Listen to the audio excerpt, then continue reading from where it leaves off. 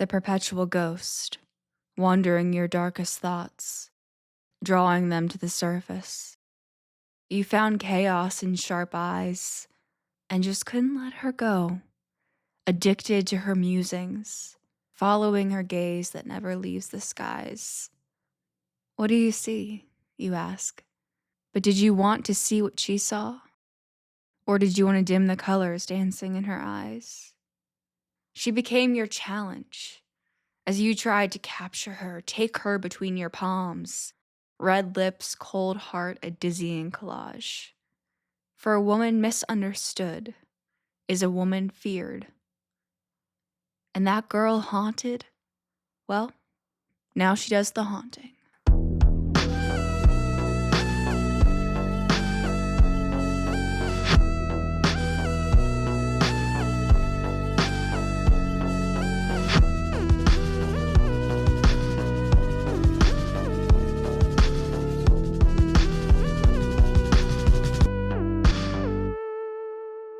This is Mirrors, a collection of horrors, history, and hauntings. I'm your host, Gabby. Today, I'm so excited to bring you to a town that has fascinated me and haunted me for years. Welcome to Salem, Massachusetts. A few weeks ago, I released an episode titled The Story of the Fox, discussing a paranormal, spiritual experience I had in Salem. Definitely go check out that episode. I'll also be talking about it more in my next YouTube vlog, which you can find on my channel in the episode description. Long story short, Salem has since represented something so large and important to me. It's a physical space I can reference in my moments of doubt and internal questioning, a reminder of my connection to spirit. And after years of thinking over and over again about my experience, I decided to finally go back.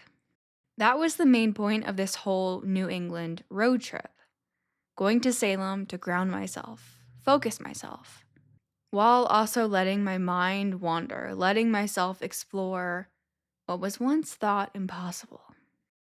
I've been to Salem twice, and both times it's had a very strange feel. It's hard to explain because it's so much different than any other haunted places that I've been to. Even like thinking of Gettysburg as a haunted town and having this vibe to it. Like Salem, I didn't really feel like it had that. It was, I guess that's like, it was not something beyond me. It was more just like a hyper focus on myself. The best way I can put it is that I felt kind of alone. Not lonely, but just like I've really honed in on myself. Everything and everyone else is kind of blurred or muted. This last time I was alone on my trip and in the town, but the first time I was there with my mom and two of our family friends.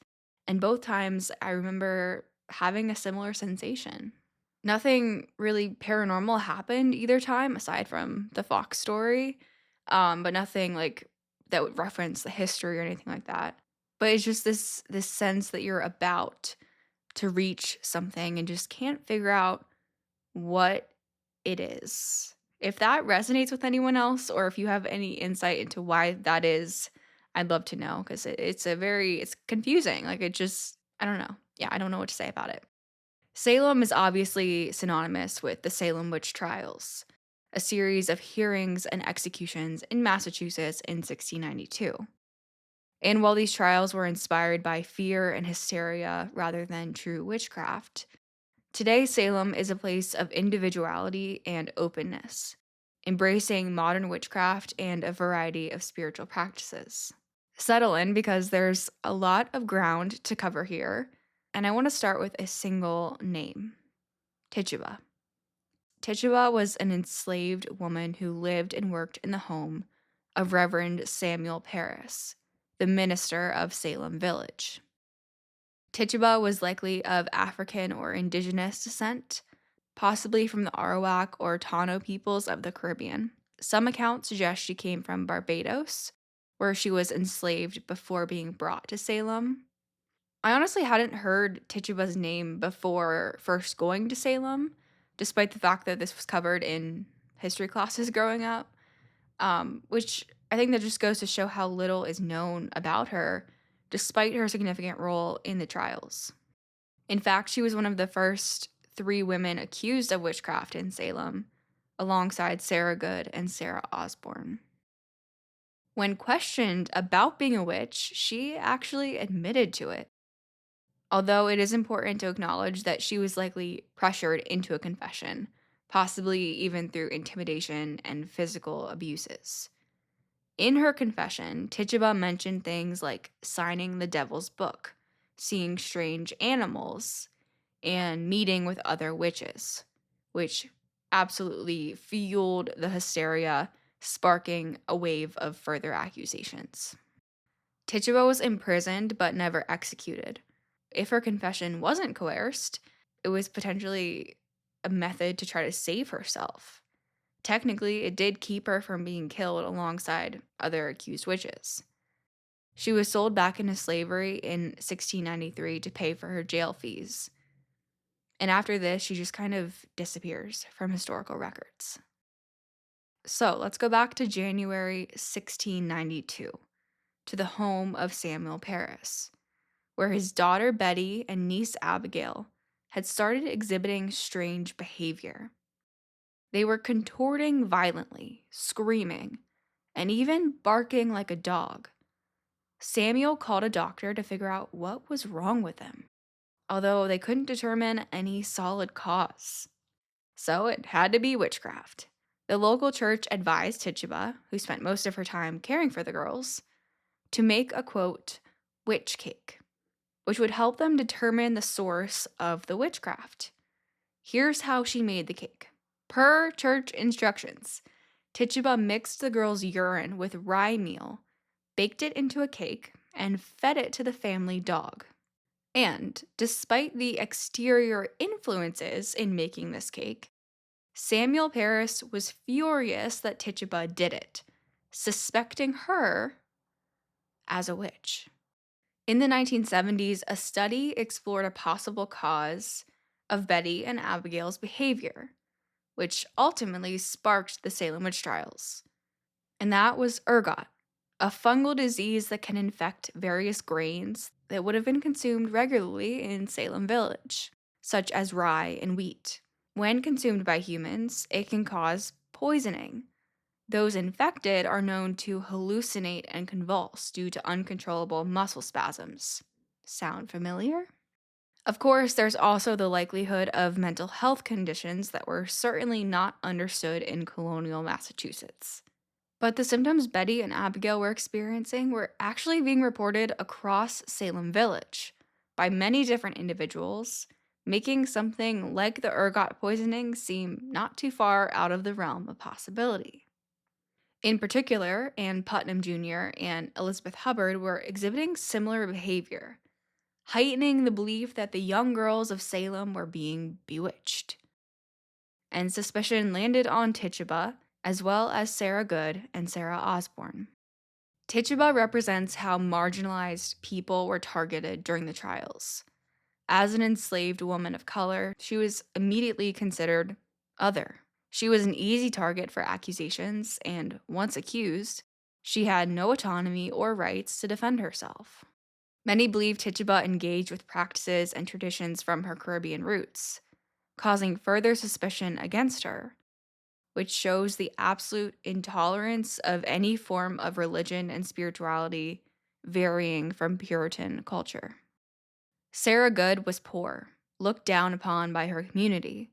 She had a reputation for being not as agreeable as women were expected to be, often denying help from others or coming across as ungrateful.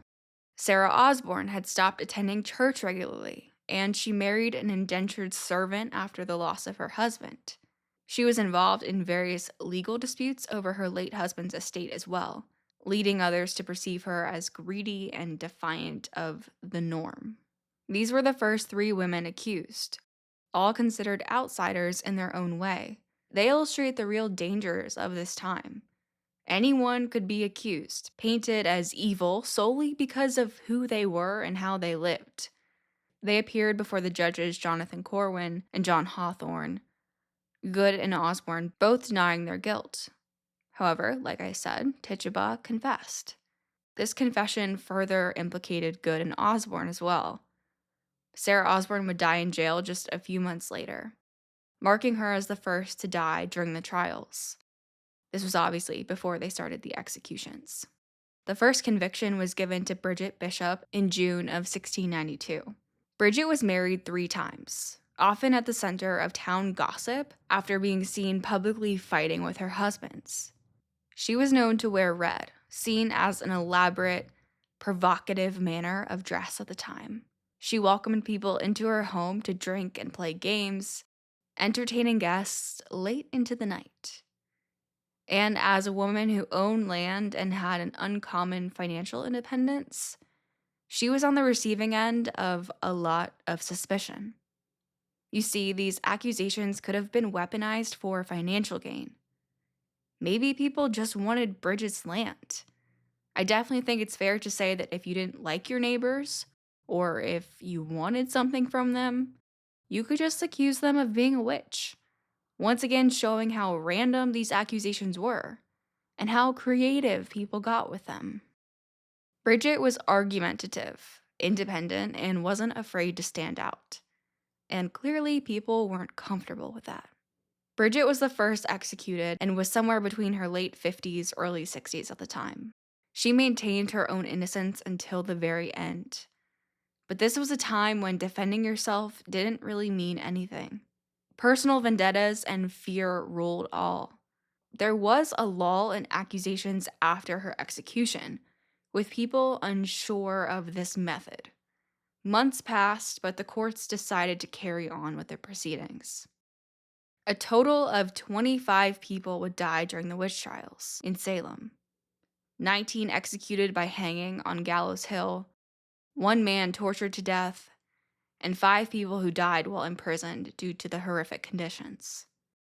Giles Corey was pressed to death as Sheriff George Corwin worked to get a confession out of him. He was told to strip naked and lay in a hole in the ground. A wooden board was placed over him, and one by one, large rocks were placed on top of him. Not once did Giles complain or really make noise of any kind, nor did he give them the confession they wanted.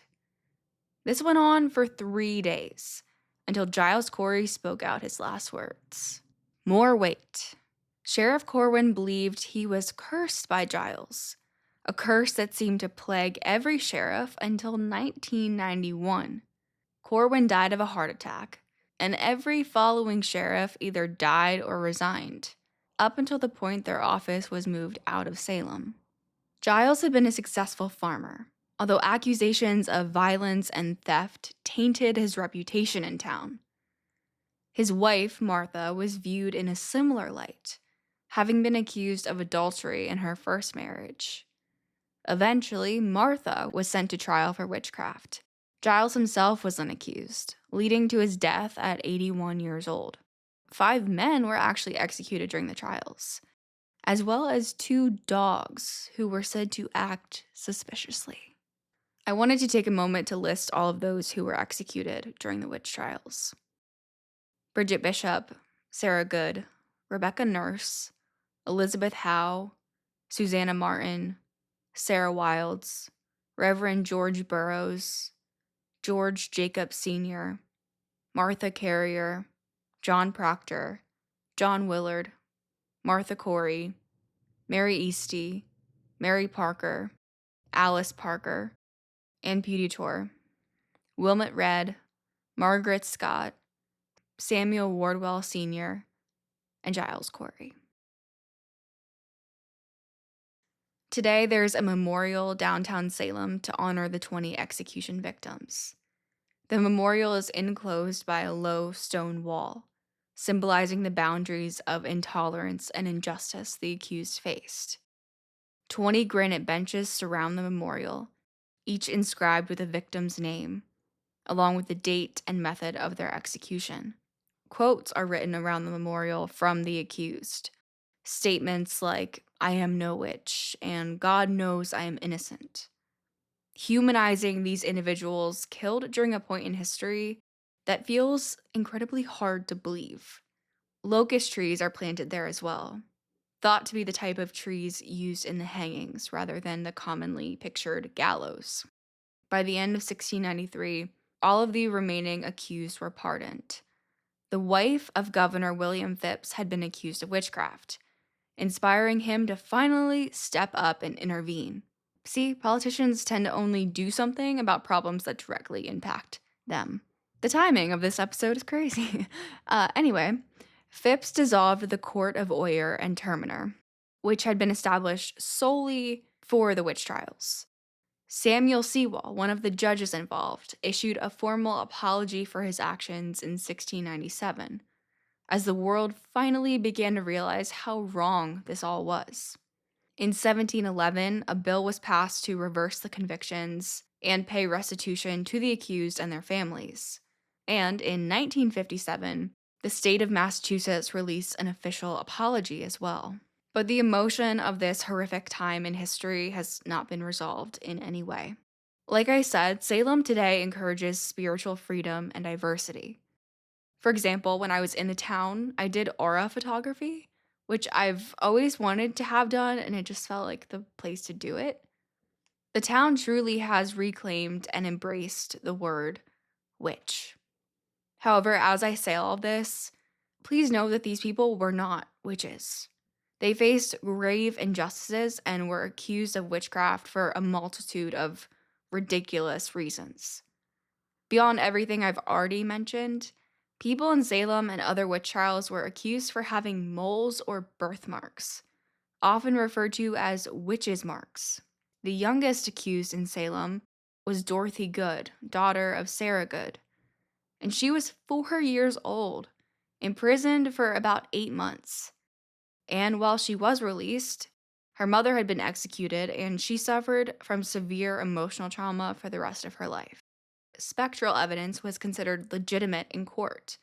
So if someone claimed to have seen a ghostly apparition of the accused, that was seen as valid proof of witchcraft, which someone could have obviously made that up. Truth is scarier than fiction, and the Salem Witch Trials remains a devastating reminder of the dangers of scapegoating and labeling people as other. These trials also once again facilitate the belief that significant historical events can live on as residual energy, as Salem is known as one of the most haunted places in the world. We'll start at Proctor's Ledge, which has been confirmed to be the site of the hangings. Many visitors feel an overwhelming sense of heaviness and sadness in this spot, despite the fact that it is now tucked away in an unassuming residential area. When I stopped, I had this kind of tunneling effect where it's like all sound is sucked out of the air and you're just there. My ears were actually ringing up until the point that I got back in my car to leave. It said this site is also where they would have thrown the deceased bodies, obviously putting no care into any sort of burial. Then there's the Witch House, probably the most famous and photographed structure in Salem. It also happens to be the only building still standing in Salem with direct ties to the trial. This is where Judge Jonathan Corwin lived. His nickname, the Hanging Judge, shows his critical role in the executions, and many believe the house to be haunted by him and his intolerance, as well as the convicted. All 5 of Jonathan's children died young, while numerous other members of the Corwin family would die quickly and tragically. The Corwin estate totally collapsed, possibly forever cursed. Most ghost tours in town will stop outside of Turner's Seafood, which appears to be just another restaurant. However, it is on the land that once belonged to Bridget Bishop. In particular, this was the spot of her beloved apple orchard. Lyceum Hall was built on the land in 1831, hosting lectures by influential figures such as Frederick Douglass and Ralph Waldo Emerson. It's also where Alexander Graham Bell gave his first public demonstration of the telephone. So historical significance calls attention to this spot, but it's also where many claim to have gotten a strong, undeniable whiff of apples, or even seen the spirit of a woman in a flowy red dress. Bridget Bishop, perhaps, tied to the land she owned, the land being a symbol of the life stolen from her, as well as a potential reason for the suspicion against her. I thought this spot was interesting just because it shows how stained this town is, and how new structures were just kind of built upon that history. When you're in places like Salem, you never know what might have happened in the spot you're standing in, and residual energy may just present itself in unexpected ways. The apparition believed to be Bridget Bishop has even been seen by entire tables of people all at once when she just comes in, sits down, makes herself at home, and then just disappears. The last location I want to discuss for today's episode is the Hawthorne Hotel. Built in 1925 and named after author Nathaniel Hawthorne. Nathaniel Hawthorne was the great-great-grandson of Judge John Hawthorne, arguably the most influential judge during the trials. Nathaniel was deeply disturbed by his familial connection to the trials, and he even added a W to his last name to symbolically separate himself from John. His works, most notably The Scarlet Letter and The House of the Seven Gables, critique Puritanism. Nathaniel used his writing to creatively grapple with the guilt he felt for his ancestors' actions. The Hawthorne Hotel consistently tops list of the most haunted hotels in America. So, of course, I had to stay there and check it out. I booked this super last minute because this road trip was quite spontaneous, so I didn't have time to request one of the haunted rooms. But by pure coincidence, I was assigned the room directly across from 325, known to be the most haunted room of the hotel. And long story short, there was a leak and I had to actually change rooms, but I thought that was cool. Guests that have stayed in room 325 have reported the feeling of being watched, hearing a baby crying in the middle of the night, so loudly it sounds like it's in their room, and even seeing apparitions passing through the walls. The 6th floor in its entirety is another hotspot, where guests have heard disembodied footsteps and voices, particularly at night when the halls are quiet and empty. When the show Ghost Hunters investigated, they argued that Bridget Bishop haunted the hotel because it was on the land of her apple orchard. But as we covered, the apple orchards were confirmed to be where Turner's Seafood is. However, I guess it's possible that Bridget or any other resident of Salem from the time of the trials would be wandering around. A woman in a white dress has been seen by guests throughout the hotel, appearing in the hallways or by the windows just to vanish into thin air.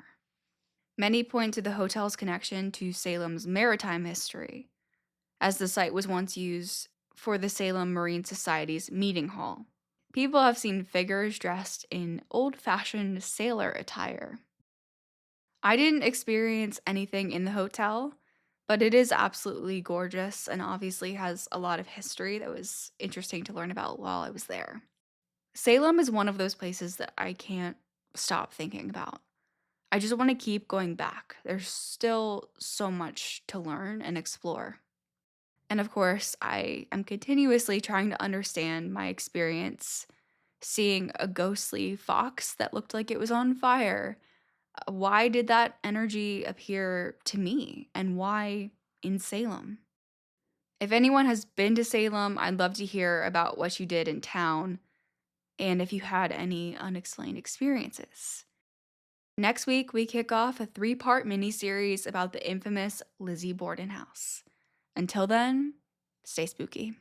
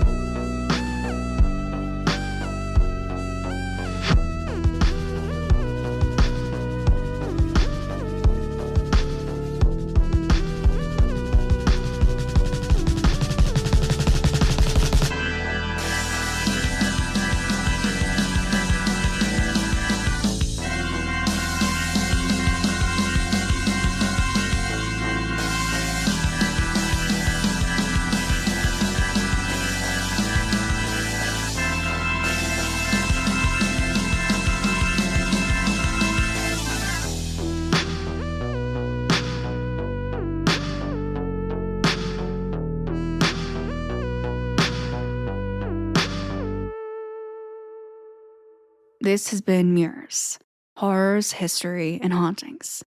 Produced and hosted by Gabby Hope Fry.